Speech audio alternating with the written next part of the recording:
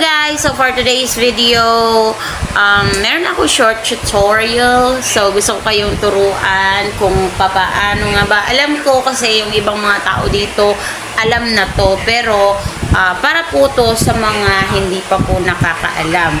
Disclaimer lang po, hindi po ako magaling. And lahat lang po ng gagawin ko ay based lang po sa aking experience. So tara, samahan niyo ako.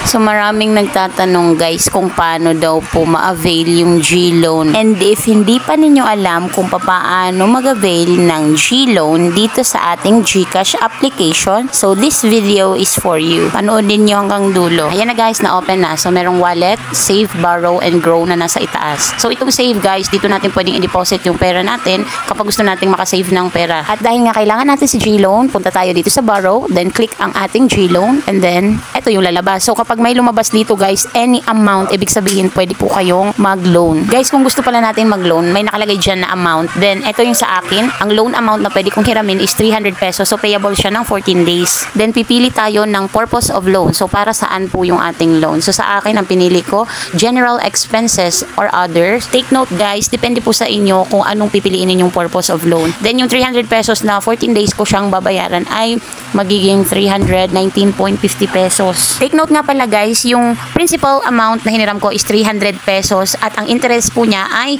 0% kay GCash. So yung 19.50 pesos na sobra ay yun yung kanyang processing fee. And of course, to proceed this transaction, we need to agree to the terms and condition ni GCash para makuha na natin yung ating loan. Then click confirm.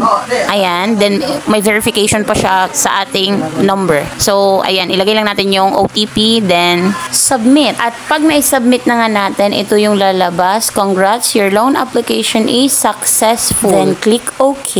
Tapos hintayin nating pumasok yung ating loan sa ating GCash wallet. So medyo aabutin ng mga ilang minuto lang naman. Hindi naman siya as in aabutan ng 24 hours or ilang days. Minutes lang po talaga. So, inopen ko na ulit yung aking GCash and then, ito na yung lumabas. Okay, i-check natin sa ating transaction kung saan nanggaling itong 300 pesos and nakalagay dito ay nanggaling siya sa G-Loan disbursement. If you like this kind of video, please don't forget to like, share, and comment sa baba para sa mga susunod kong mga videos. So, ayun lamang po. Sana nag-enjoy kayo sa video na to.